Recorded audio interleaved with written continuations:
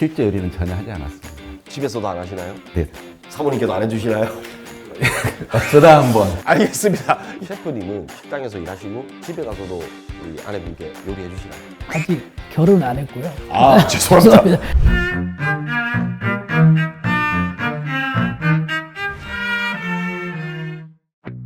네, 안녕하세요. 사이언스북 진행을 맡은 개그맨 정차민입니다. 오늘은 사이언스북으로 우리 구독자 여러분들을 만나 뵙게 됐습니다. 오늘 사이언스북 찾아주신 두 분 인사 말씀 부탁드리겠습니다. 안녕하십니까. 식품공학자 전하가입니다.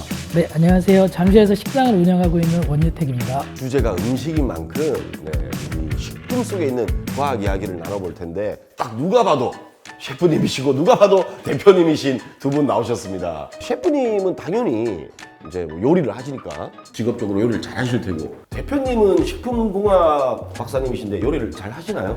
회사에 취업해가지고요. 한 15년간 아이스크림 개발 업무만 했지 실제 요리는 전혀 하지 않았습니다. 아, 집에서도 안 하시나요? 네. 사모님께도 안 해주시나요? 어쩌다 한번. 알겠습니다. 여기서 질문 그만하도록 하겠습니다. 네. 개인적으로 궁금한데 셰프님은 식당에서 일하시고 집에 가서도 우리 아내분께 요리해 주시나요? 아직 결혼 안 했고요. 아, 죄송합니다. 아, 죄송합니다. 네, 오늘 알아볼 책이 더 푸드랩이라는 음식 관련 책인데 그 안에서도 오늘 그 가스트로피직스 주제로 한번 얘기를 나눠보겠습니다.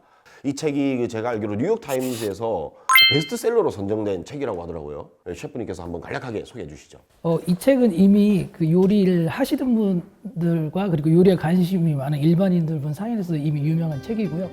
더 푸드랩은 미식 물리학, 가스트로미 피직스의 흥미로운 연구 결과를 담은 책으로, 이 책의 저자인 전 세계적으로 유명한 요리사 제이 켄지가 잘못 알려진 요리 상식에 대해 도전하고 실험을 거듭해 레시피를 완성해 나가는데요. 가스트로피직스라는 새로운 렌즈를 통해 음식과 맛, 이 두 세계의 비밀을 낱낱이 파헤칩니다. 더 나은 요리를 위한 주방 과학 세계의 모든 것. 사이언스북 더 푸드랩, 오늘 함께 만나보겠습니다. 가스트로피직스, 저는 좀 생소한 단어인데 대표님 이게 어떤 뜻인가요? 사실 식품하는 사람도 대부분 생소할 겁니다. 이 사람이 주장하는 바가 이제 가스트로노미, 요리에다가 그 사이코피직스, 심리 물리학으로 되어 있는데요. 사실은 과학할 때 보통은 가장 기본이 되는 게 물리학, 그다음에 화학, 생물학, 심리학인데, 물리학과 심리학을 말했다는 것은 다 중간에 다 아우르는 개념이니까 사실은 요리에 관한 모든 과학을 하겠다, 이런 뜻입니다. 그래서 가장 과학적인 요리에 대한 설명이라고 볼 수 있겠죠. 아니, 그 음식을 맛볼 때 그 여러 가지 감각들이 사람에게 영향을 끼친다고 하던데, 가스트로피직스를 토대로 셰프님도 레스토랑을 뭐 이렇게 운영해 보거나 음식을 만들어 보신 적이 있나요? 당연합니다. 손님은 끊임없이 움직여야 한다는 말이 있을 정도로 이미 많은 레스토랑에서는 손님의 그 소리를 많이 듣고 있는데요. 예를 들어서 음악의 속도를 조절함으로써 식사 속도나 분위기를 우선 조절하고 있고요. 그리고 우리가 만질 수 있는 그런 식기를 통해서 뭐 무거운 식기를 쓰거나 아니면 무거운 포크나 나이프를 쓰면서 좀 더 고급스러운 그런 느낌을 주기 위해서 많이 노력하고 있습니다. 편안함과 분위기, 이런 것을 맛으로 느끼게끔. 네, 거기서 많은 가스트로피직을 사용하려고 하고 있습니다. 저도 이제 순간적으로 이렇게 제가 좋아했던 식당들이 어떤 분위기였나, 어떤 느낌이 좋았나, 이런 걸 막 떠올려 봤었는데, 왜 이렇게 뭐 청각적인 요소나 뭐 시각이나 그리고 또 뭐 여러 가지 감각들이 이렇게 영향을 미칠까요? 사실은 맛에는 오미 오감뿐만 아니라요, 우리 속에서 느끼는 감각, 혈액에서 느끼는 감각, 뭐 심리학 다 영향을 받는데, 가장 간단한 예 같은 경우가 사과가 파랗다, 뭐 라면 색깔이 파랗다, 벌써 식욕이 떨어지는 거죠. 맛이라고 하는 게 직접 미각과 후각으로 느끼는 부분은 한 20-30%밖에 불과하고요. 나머지 요소가 훨씬 더 많이 차지하는 경우가 많습니다. 그래서 제작진이 오늘 특별한 실험 VCR을 준비했다고 합니다. 우리 영상 보시면서 가스트로피직스에 대해서 얘기 한번 나눠보시죠. 많은 분들이 모셨네요. 왜 저는 안 모르셨죠? 대표님 가셨나요? 네, 저는 저기 강연하러 갈 겸해서 같이 참여했었습니다. 네, 진짜 셰프님, 지금 굽고 있는 저 요리가 뭔가요? 지금 숯불에서 두께가 좀 두꺼운 스테이크를 굽고 있거든요. 숯을 사용하면서 훈연향을 입히려고 노력하고 있는데, 지금 가장 큰 문제는 숯이 아무래도 뜨겁다 보니까 겉에는 타고 안에는 요리가 안 되는 경우가 있거든요. 이 책에 보면 먼저 낮은 열로 안까지 그 균일하게 온도를 전달시킨 다음에 만약에 숯불에 강한 열로 다시 요리를 하게 되면 겉은 바삭하고 속은 촉촉한 스테이크를 만들 수 있을 것 같습니다. 겉바속촉. 책에서 나오는 쪽은 이제 수비드 그런 쪽에 대한 요리인데요. 고기를 익히게 되면 뭐가 문제냐 그러면 뜨거운 열이 되면은 겉에만 익고 속은 안 익거든요. 그 두께가 얇으면 모르겠는데 두꺼우면 겉은 적당한데 속은 안 익어버리면 우리가 만족할 수 없잖아요. 우리가 좋아하는 향은 한 160도가 넘어가야지 나옵니다. 그 향을 내주기 위해서는 고온으로 해야 되고, 만약에 그렇게 해서 유지해버리면 속은 타버리거나 이렇게 되니까 요즘은 거꾸로 이제 속을 적당히 익혀놓은 다음에 겉은 강한 열로 순식간에 가열해서 색과 향을 만들어내는 방식인 거죠. 아, 저도 집에서 스테이크를 자주 구워 먹는데 이 숯불구이랑 차이가 좀 나나요? 그 사람들은 지금은 요리가 워낙 일상화됐으니까 당연하다고 생각하는데 실제로 요리가 안 된 고기를 씹어서 먹으면 몇 시간 동안 씹어도 잘 안 씹어집니다. 요리를 통해서 익힌다는 효과가 생존에 정말 결정적이었던 거죠.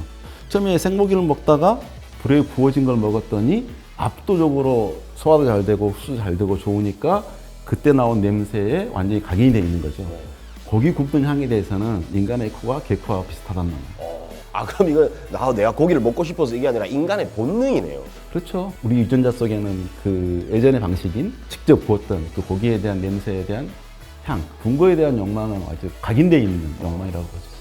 저 같은 경우에는 아무래도 업장을 운영하다 보니까 이게 일반적으로 숯불에서 사용하는 방법을 바로 사용하게 되면 손님에게 내기에는 겉은 너무 익어 있고 안은 좀 덜 익고 이렇기 때문에 이 책에서 나오는 그 수비드 방법이나 리버스 시어링이라 그래서 먼저 고기를 한번 저온에서 익히고 고온에서 살짝 겉면만 익혀서 내고 있습니다. 근데 집에서 만약에 먹는다 그러면 굳이 수비드 안 하고 편하게 조금 더 얇게 썰어가지고 팬에서 구워 먹습니다. 그냥 집에서는 하던 대로 먹어라. 네, 집에서는 불편한 걸 최대한 줄이고 있습니다. 알겠습니다. 집에서는 편하게 먹고 사 먹을 때는 셰프님 식당 가서 먹겠습니다. 네, 감사합니다. 계속 영상 보시죠. 지금은 팬에서 지금 그 생선을 굽고 있거든요. 네. 아, 생선이구나. 네, 흰살 생선이고요. 아무래도 생선은 육류에 비해서 온도에 굉장히 민감하거든요. 그래서 지금처럼 수비드, 그러니까 일정한 온도에서 먼저 요리를 하고 고온에서 겉면만 익히면 좀 더 부드러운 질감과 굽기의 그 생선을 드실 수 있습니다. 이게 어떻게 하면은 이 뭐 생선이나 고기를 좀 부드럽게 구울 수 있을까요, 대표님? 우리가 이제 단백질 같은 경우는 보통 이제 한 40도가 넘어가면서 변성이 일어나거든요. 그러니까 잘 말려 있거나 정렬되어 있던 게 확 풀어져요. 풀어면서 뒤엉키는 거죠. 그러면 효과적인 게 뭐냐면 미생물이 많이 죽습니다.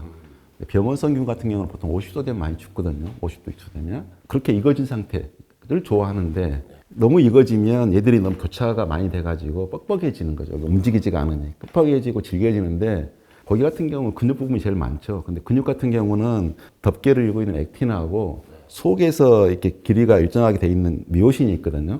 그래서 이렇게 왔다 갔다 하면 길이 조정이 되는 거죠. 병원균을 죽이고 약간 적당한 익어진 정도를 만들기 위해서 한 60도 이하에서 계속 가열하고 있으면 여기 상태는 그대로 유지되고 요 안에 있는 것만 풀어지니까 유연성이 있는 거죠. 그래서 사람 느끼기에는 부드럽다. 익은 것 같은데 부드럽다라는 느낌이 나와서 고온에 가열하지 않고 액틴이 변성되지 않은 온도에다 놓고 오랫동안 시간이 지나서 충분히 미오신만 익혀버리는 방식을 많이 쓰고 있습니다. 약간 좀 미디움 레어 그런 식으로 표현하는 거 맞죠? 고급 단어 써놨습니다. 네.